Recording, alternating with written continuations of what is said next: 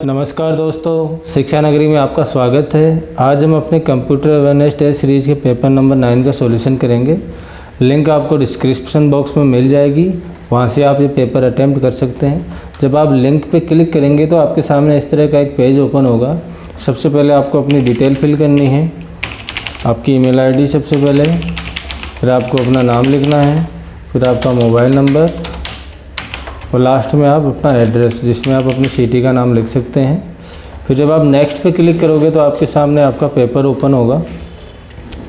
अपना पहला क्वेश्चन है, कंप्यूटर सिस्टम का मस्तिष्क एक एकल चिप पर समाहित होता है जिसे डैश डैश कहते हैं। मतलब कंप्यूटर सिस्टम का जो मस्तिष्क होता है, माइंड होता है, वो एक एकल चिप्स पर समाहित होता है। कंप्यूटर के सारे कंपोनेंट एक एकल चिप पर समाहित होते हैं जिसको हम माइक्रो प्रोसेसर कहते हैं। देखिए माइक्रो प्रोसेसर क्या होता है कि जिसमें डेटा प्रोसेसिंग, लॉजिक और कंट्रोल जो भी होता है कंप्यूटर का, वो सारा माइक्रो प्रोसेसर के द्वारा होता है। इसमें अर्थमेटिक, लॉजिक और कंट्रोल सर्किटरी जो भी होती है कंप्यूटर की, वो माइक्रो प्रोसेसर पे होती है। आप एक तरह से कह सकते हैं कि माइक्रो प्रोसेसर है जो सीपीयू का मेन पार्ट होता है कंप्यूटर का। मस्तिष्क या माइंड ये माइक्रो प्रोसेसर ही होता है। ठीक है, तो अपना आंसर होगा माइक्रो प्रोसेसर। सेकंड नंबर का क्वेश्चन है, हैंड हेल्ड कंप्यूटर का एक उदाहरण है। हैंड हेल्ड कंप्यूटर का मतलब है जिसको हम हाथ में लेके चला सकें, ऐसी डिवाइसेज। इनको हम जैसे अब आपका मोबाइल फ़ोन हो गया, ठीक है, और कोई छोटी डिवाइस हो गई जो आप हाथों से अपने ऑपरेट कर सकें, इनको हम पीडीएच बोलते हैं। इसकी फुल फॉर्म होती है पर्सनल डिजिटल असिस्टेंट। तो अपना आंसर हो गया पीडीएच। ठीक है, तीसरे नंबर का क्वेश्चन है, लाइट पेन एक है। लाइट पेन जैसे आपका सैमसंग का मोबाइल आता है, फ्लैगशिप वाला है सीरीज में, उसके साथ एक पेन आता है जिसको नॉर्मली हम स्टाइलस बोलते हैं। तो वो लाइट पेन हो गया। तो उस क्या चीज़ होगी, वो एक इनपुट डिवाइस है। ठीक है, लाइट पेन अपना इनपुट डिवाइस होता है। चौथे नंबर का क्वेश्चन है, निम्नलिखित में से कौन एक द्वितीयक भंडारण युक्ति नहीं है। द्वितीयक भंडारण युक्ति होती है स्टोरेज डिवाइसेज। तो इनमें से अपने स्टोरेज डिवाइस कौन सी नहीं है। पेन ड्राइव में स्टोर कर सकते हैं, हार्ड डिस्क में कर सकते हैं, रैम में नहीं कर सकते। लास्ट वाला है चुंबकीय टेप में आप कर सकते हो। तो अपना आंसर क्या होगा, रैम। रैम की फुल फॉर्म होती है रैंडम एक्सेस मेमोरी। पांचवें नंबर का क्वेश्चन है, विंडोज एक्सप्लोरर डैश डैश के लिए प्रयोग किया जाता है। देखिए अपने मोबाइल में आप फाइल मैनेजर का जो काम होता है वो सेम काम कंप्यूटर में विंडोज एक्सप्लोरर का होता है। तो वो अपनी फाइल और फोल्डर को मैनेज करने का काम करता है। तो इनमें अपना ऑप्शन है रैम क्लीनिंग नहीं होगा, वायरस क्लीनिंग नहीं होगा, इमेज कंप्रेशन नहीं होगा। तो अपना आंसर होगा उपरोक्त में से कोई नहीं। ये अपना फाइल एक्सप्लोरर है। इसको आप डेस्कटॉप पे शॉर्टकट होता है इसका Windows+E। तो यहाँ से अपना डायरेक्ट फाइल एक्सप्लोरर ओपन हो जाता है। यहाँ पे अपना सारा स्टोरेज रहता है। सेम ही अपनी विंडोज़ की ऑपरेटिंग फाइलें रहती है। ये मैंने दो इसके पार्टीशन बना रखे हैं, एजुकेशन और मीडिया नाम से। तो आप यहाँ पे अपना डेटा स्टोर कर सकते हैं। तो अपने फाइल और फोल्डर को मैनेज करने का काम कंप्यूटर में फाइल एक्सप्लोरर करता है। अपना नेक्स्ट क्वेश्चन है, शिफ्ट प्लस डिलीट के लिए प्रयोग किया जाता है। शिफ्ट प्लस डिलीट का यूज़ किया जाता है किसी फाइल को परमानेंटली डिलीट करने के लिए। देखिए जैसे अपनी ये फाइल है, इसको मैं डिलीट करना चाहता हूँ इस पिक्चर को। अगर मैं सिर्फ डिलीट दबा के इसको डिलीट करूँगा तो ये अपना रिसाइकल बिन में आ जाएगा। ठीक है, तो मुझे उसका नाम याद नहीं, मैं दूसरी फाइल डिलीट करता हूँ। ये रहा, गेमिंग कीबोर्ड नाम से है, इसको डिलीट किया तो ये रिसाइकल बिन में आ जाएगा। आपको गेमिंग कीबोर्ड ये रहा, यहाँ पे मिल गया। ठीक है, इसको मैं यहाँ से रिस्टोर करूँगा तो वापस वैली वाली जगह पे चला जाएगा, आ गया यहाँ पे। अगर मैं इसको शिफ्ट के साथ डिलीट करूँ, शिफ्ट डिलीट प्लस में एंटर दबा, देखो यहाँ पे आपको वार्निंग भी दे रहा है, are you sure you want to permanently delete this file. तो यस पे क्लिक किया तो ये फाइल परमानेंटली डिलीट हो गई। ये यहाँ पर अपने को रिसाइकल बिन में नहीं मिलेगी। ठीक है, तो शिफ्ट और डिलीट दबाते हो तो रिसाइकल बिन से बाईपास होकर वो फाइल परमानेंटली डिलीट हो जाती है। तो अपना ऑप्शन कौन सा से होगा, सदा के लिए फाइल या फोल्डर मिटाने के लिए।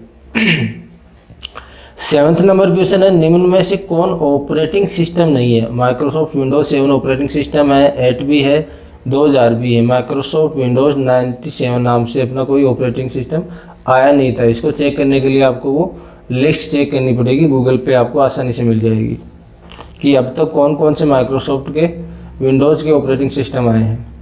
8वें नंबर का क्वेश्चन है, निम्न में कौन वर्ड 2010 में प्रश्न मार्जिन का एक प्रकार नहीं है। देखिए वर्ड 2010 आपको मैं ओपन करके दिखाता हूँ। ये अपना MS वर्ड 2010 हो गया। अब मैं यहाँ पे कोई पैराग्राफ टाइप करता हूँ, ये रहा अपना पैराग्राफ। अब देखना इस पेज में, देखना ऊपर की तरफ मार्जिन है, खाली जगह छोड़ी हुई है, लेफ्ट में खाली जगह है, राइट में है और नीचे बॉटम में है। ठीक है, इसमें हम आगे लिख सकते हैं। इसे जस्ट ऊपर वाले पेज में दिखा देता हूँ। इसमें देख लो बॉटम में जगह है, फिर नेक्स्ट पेज स्टार्ट हो रहा है। तो हम क्या, इसको हम पेज मार्जिन बोलते हैं। ये पेज मार्जिन जो होता है अपना सेंटर में नहीं होता। हम सेंटर में कोई भी स्पेस या कोई जगह खाली नहीं छोड़ते हैं मार्जिन के लिए। ठीक है, यहाँ पे आपको कोई भी खाली जगह नहीं मिलेगी। ऊपर नीचे दाएँ बाएँ आपको पेज का मार्जिन मिलेगा। तो बायां दायां ऊपर मध्य में कोई मार्जिन नहीं रहता है। 9th नंबर का क्वेश्चन है, MS Excel 2010 में स्तंभ E एवं F के मध्य स्तंभ सम्मिलित करने के लिए आप स्तंभ का चयन करके इंसर्ट का प्रयोग करेंगे। तो यहाँ पे कौन से स्तंभ का चयन करके आप इंसर्ट का यूज करेंगे। हम चलते हैं MS Excel में।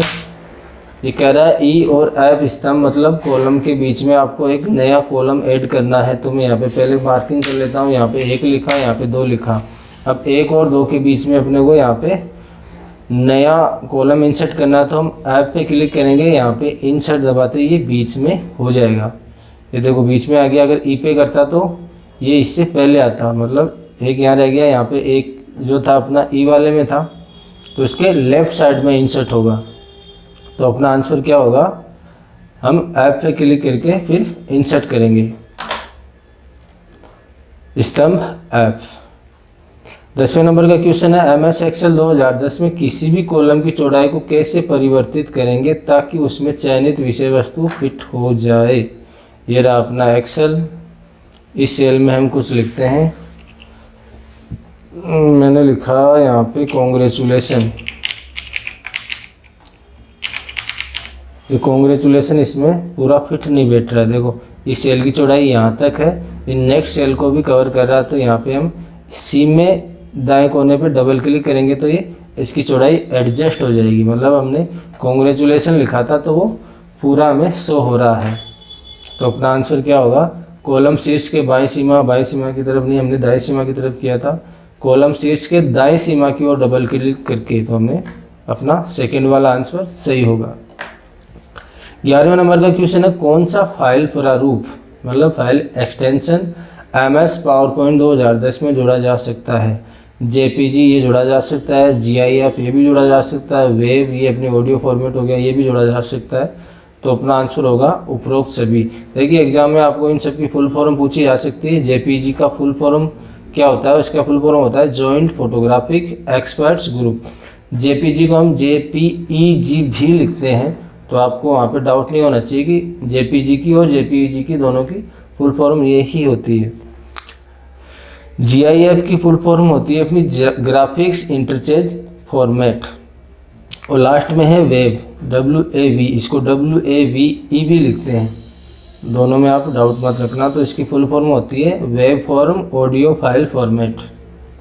नेक्स्ट क्वेश्चन है अपना, MS PowerPoint 2010 में फॉर्मेट पेंटर। देखो फॉर्मेट पेंटर का यूज होता है किसी टेक्स्ट या अगर आप MS वर्ड में हो तो टेक्स्ट के लिए होगा, आप स्लाइड में हो तो स्लाइड पर कोई भी आपके पास ऑब्जेक्ट है तो उसकी फॉर्मेटिंग कॉपी करके दूसरे ऑब्जेक्ट पे आप लगा सकते हो। तो अपना आंसर कौन सा होगा, एक ऑब्जेक्ट या टेक्स्ट के फॉर्मेटिंग को कॉपी कर अन्यत्र प्रयोग करना। दोबारा में अपना सेकेंड नंबर आंसर सही होगा। 13 नंबर का क्वेश्चन है, MS वर्ड 2010 में टेक्स्ट को मध्य करने के लिए शॉर्टकट कुंजी क्या है। देखिए इसका क्या मतलब है। ये अपना वर्ड है, ये अपना पैराग्राफ है। अब देखो यहाँ पे ये अपना है लेफ्ट अलाइनमेंट। ये पूछ रहा है कि सेंटर अलाइन करने के लिए हमें क्या करना होगा। तो हम यहाँ पे क्लिक करेंगे तो ये सेंटर अलाइन हो गया, टेक्स्ट बीच में आ गया। आपको मैं सिंगल टेक्स्ट पे दिखाऊंगा तो ज़्यादा अच्छे से समझ में आएगा। मैंने यहाँ से कुछ कॉपी किया, यहाँ पे पेस्ट किया। अब इसका अलाइनमेंट है ये अपनी लाइन में इधर लेफ्ट की तरफ इसको सेंटर में लाना है तो सेंटर अलाइन कर दिया। अब मैं कंट्रोल जेड करता हूँ वापस उस स्थिति में लाने के लिए। अभी अपने को पूछता है कि सेंटर अलाइन करने का शॉर्टकट क्या है, तो इसका शॉर्टकट होता है कंट्रोल प्लस ई। कंट्रोल प्लस ई दबाते ये सेंटर में आ गया, तो अपना आंसर क्या होगा, कंट्रोल प्लस ई। माइक्रोसॉफ्ट वर्ड 2010 में सेव एज हेतु शॉर्टकट कुंजी अपनी F2 होती है। ठीक है, F2 को हम कंट्रोल के साथ दबाते हैं तो वो ओपन के लिए शॉर्टकट का काम करती है। देखिए यहाँ पे हो गया अपना MS वर्ड, मैंने सिर्फ F12 दबाया तो ये अपना सेव एज आ गया। मैं कंट्रोल के साथ F12 दबाता तो अपना ओपन डायलॉग बॉक्स आता। तो अपना आंसर क्या होगा, F12। निम्न में कौन ई वाणिज्यिक को वर्णित करता है, मतलब ई कॉमर्स को वर्णित करता है। इलेक्ट्रॉनिक माध्यम से व्यवसाय करना, माल की बिक्री, उपरोक्त सभी। तो अपना आंसर होगा इलेक्ट्रॉनिक माध्यम से व्यवसाय करना ई वाणिज्य को वर्णित करता है। इंटरनेट जैसे इंटरनेट, वेबसाइट, नेटवर्कों का नेटवर्क, होस्ट, सर्वर। नहीं है, वेबसाइट, होस्ट और सर्वर ही इंटरनेट के पार्ट है। इंटरनेट होता है नेटवर्कों का नेटवर्क। विंडोज 7 एक ऑपरेटिंग सिस्टम है। यहाँ पे अपने को दिया हुआ है CLI आधारित ऑपरेटिंग सिस्टम, GUI आधारित ऑपरेटिंग, हार्डवेयर GUI आधारित ऑपरेटिंग सिस्टम। तो अपना आंसर होगा GUI आधारित ऑपरेटिंग सिस्टम। देखिए ऑपरेटिंग सिस्टम दो तरह से होते हैं, एक तो ये हो रहा CLI मतलब कमांड लाइन इंटरफेस, और दूसरा होता है GUI मतलब ग्राफिकल यूजर इंटरफेस। तीसरा हम CUI भी बोलते हैं, जिसको करेक्टर यूजर इंटरफेस बोलते हैं। तो ऑपरेटिंग सिस्टम इस तरह से काम करता है, GUI, CLI और CUI। तो अपना आंसर हो गया GUI। GUI की फुल फॉर्म होगी अपनी ग्राफिकल यूजर इंटरफेस।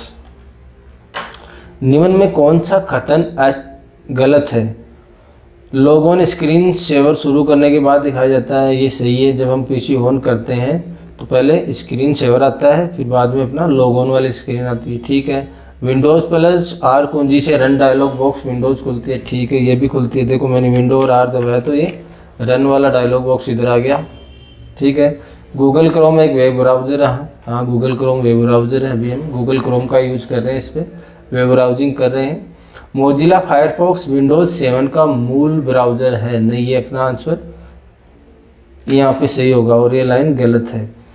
विंडोज़ 7 का मूल ब्राउज़र है अपना इंटरनेट एक्सप्लोरर। माइक्रोसॉफ्ट के जो भी ऑपरेटिंग सिस्टम है उनका पहले था इंटरनेट एक्सप्लोरर, विंडोज़ 7 में भी इंटरनेट एक्सप्लोरर था। विंडोज़ 10 आ गई तो उसमें विंडोज़ एज नाम से इन्होंने नया लॉन्च किया अपना मूल ब्राउज़र। तो अभी अगर आपसे कोई क्वेश्चन पूछे कि विंडोज़ ऑपरेटिंग सिस्टम का मूल ब्राउज़र क्या है, तो आप विंडोज़ एज बोलेंगे, और अगर पहले कौन सा था ये पूछेंगे तो आपको इंटरनेट एक्सप्लोरर बताना है। 19 नंबर का क्वेश्चन है, ऑनलाइन उपभोक्ताओं के लिए भुगतान की विधियां है, मतलब आप ऑनलाइन किस तरीके से भुगतान कर सकते हैं। इलेक्ट्रॉनिक कैश से कर सकते हैं, क्रेडिट कार्ड, डेबिट कार्ड से भी कर सकते हैं, नेट बैंकिंग से भी कर सकते हैं। तो अपना आंसर क्या होगा, उपरोक्त सभी। 20 नंबर का क्वेश्चन है, निम्न में से कौन डेटा ट्रांसफर का सबसे तेज माध्यम है।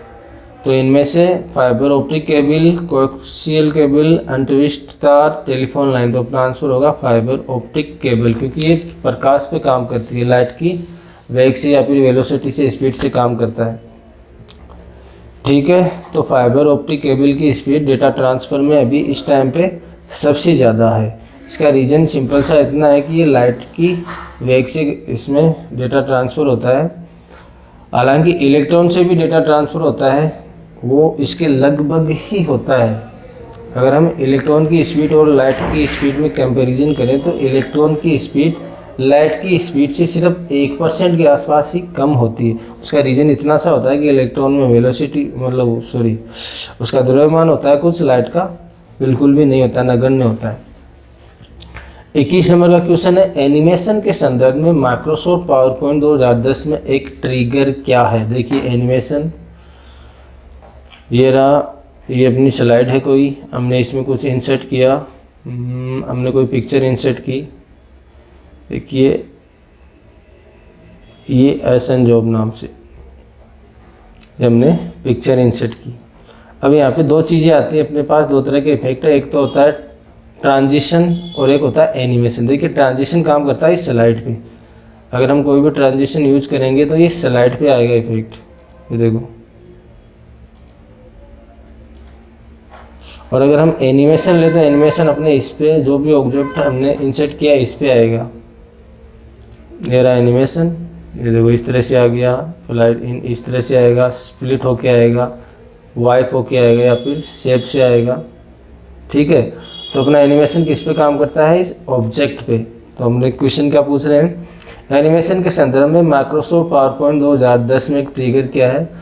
तो एक बटन जो अगली स्लाइड पर ले जाता है, नहीं है। स्लाइड पर एक आइटम जो क्लिक होने पर एक कार्य करता है, ये अपना आंसर सही होगा। इसकी लैंग्वेज हो सकता है आपको नहीं समझ में आए, लेकिन स्लाइड पर एक जो आइटम है जो क्लिक होने पर एक कार्य करता है, मतलब कार्य करने का मतलब अपना सा सिंपल हो गया कि ये किस तरीके से आएगा, इस पर क्लिक करते हैं, ये देखो।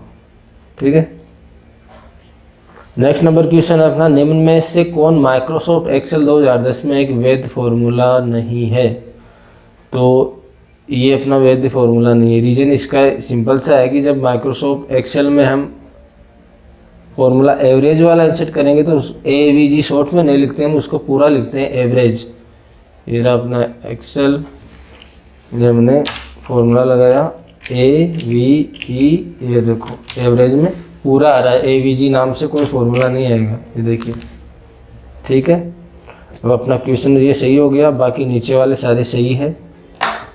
सम का है A3 से A10 तक सम करना है, A3 प्लस A4 का मैक्सिमम निकालना है A3 और A4 में से, तो अपना आंसर होगा फर्स्ट वाला।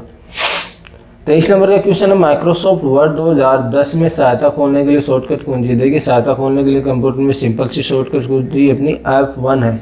किसी भी प्रोग्राम में चले जाओ, हेल्प के लिए हम F1 का यूज करते हैं। 24 नंबर का क्वेश्चन है, वर्ड 2010 में कॉपीराइट सीन बनाने के लिए शॉर्टकट कुंजी अपनी ALT plus control plus C है। ठीक है, ये कॉपीराइट वाला निशान बनाने के लिए हम ALT plus control plus C का यूज करते हैं। नेक्स्ट क्वेश्चन है, वर्ड 2010 में वर्तनी और व्याकरण की जांच के लिए शॉर्टकट कुंजी है। ये रहा अपना वर्ड। देखो यहाँ से मेरे को इस पैराग्राफ की व्याकरण या फिर आप ग्रामर या फिर इसमें स्पेलिंग में कोई मिस्टेक है वो चेक करनी है, तो आप सिंपल इसको सेलेक्ट करके F7 प्रेस करोगे, इंटर दबाओ, तो यहाँ पे कोऑर्डिनेट विथ यू में ये मिस्टेक दिखा रहा है, ग्रीन कलर से आया, मतलब ये व्याकरण की कोई मिस्टेक है। आप इसको सही कैसे करोगे, किसी भी लाइन का पहला लेटर कैपिटल में आता है, ये देखो ये सही हो गया। यहाँ पे C कैपिटल में किया तो ये सही हो गया। तो यहाँ से आप इसकी व्याकरण मतलब ग्रामर या फिर स्पेलिंग चेक कर सकते हैं। देखो मैं इस करंट की स्पेलिंग गलत करता हूँ, CURRANT करता हूँ। अब यहाँ पे इसको हमें स्पेलिंग चेक करनी है तो F7 प्रेस करेंगे, इंटर दबाया, ओके। करंट नाम से भी इंग्लिश में कुछ आता है, मैं तो आपको करता हूँ HERA करता हूँ, मतलब हियर की जगह हेरा हो गया, हेरा शायद इंग्लिश में कोई वर्ड नहीं है। आपको दबाना है F7। ये देखो उसने HERA को स्पेलिंग मिस्टेक बताया, आप हियर ये यहाँ पे ऑप्शन दे रहा है सजेशन की, इनमें से कोई हो सकता है। ठीक है, तो आपको ग्रामर चेक करने के लिए F7 या फिर कोई स्पेलिंग मिस्टेक है तो F7 प्रेस करोगे तो आपको ये बता देगा। तो अपना आंसर क्या होगा, F7। 26 नंबर का क्वेश्चन है, निम्न में से कौन MS एक्सेल 2010 में संरेखण मतलब अलाइनमेंट का एक मान्य प्रकार नहीं है। Bottom align, middle align, top align, उपरोक्त में से कोई नहीं। देखिए मैं आपको चेक करके दिखा देता हूँ। ये रहा अपना एक्सेल, इसको मैं थोड़ी इसकी चौड़ाई ज़्यादा करता हूँ और इसको भी करता हूँ। ठीक है, अब इसका अलाइनमेंट क्या है, बॉटम में लेफ़्ट साइड में है, तो इसको हम बीच में लाना हो, बीच में आ गया, ऊपर लेके जाना है, ऊपर आ गया।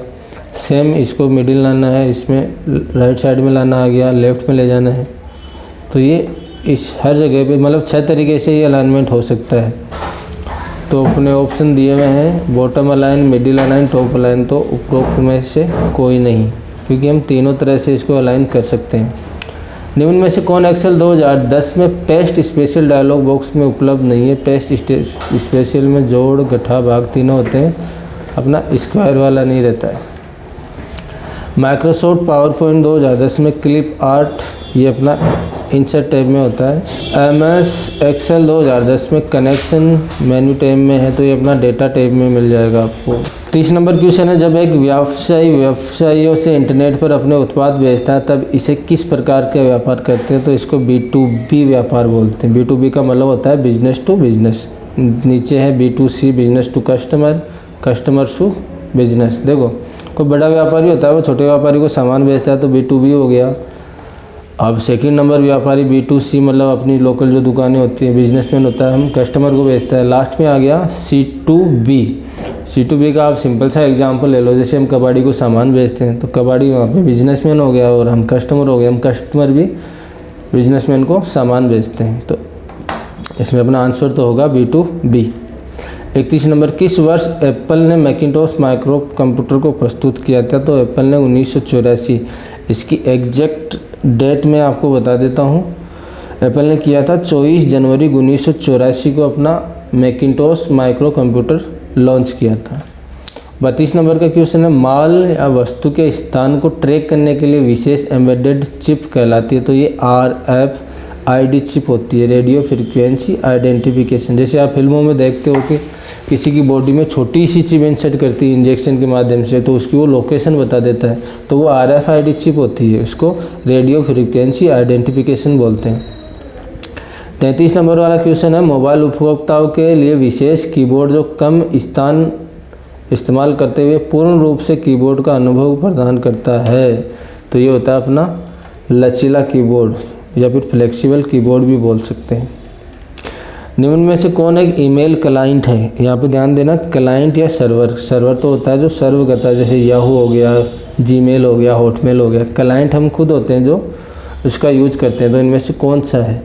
माइक्रोसॉफ्ट पावर पॉइंट ये नहीं है, माइक्रोसॉफ्ट आउटलुक। हाँ, माइक्रोसॉफ्ट आउटलुक एप्लीकेशन अपने लिए क्लाइंट का काम कर सकती है, तो अपना आंसर होगा माइक्रोसॉफ्ट आउटलुक। ये MS वर्ड, ये अपना वर्ड प्रोसेसर हो गया। माइक्रोसॉफ्ट ईमेल प्रो ये भी नहीं होगा, तो अपना सेकंड वाला आंसर सही होगा। ऐसी मेमोरी जो रैम और रोम की सम्मिलित विशेषताएं प्रदान करती है कहलाती है DIMM नहीं होगा। हाँ, अपनी फ्लैश स्मृति।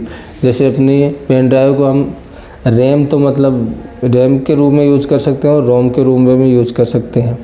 ठीक है, फ्लैश मेमोरी मेन रूप से अपनी EEPROM होती है, मतलब electronically erasable programmable read only memory होती है। तो ये फ्लैश स्मृति अपना आंसर होगा। यहाँ से आप सबमिट कर सकते हैं।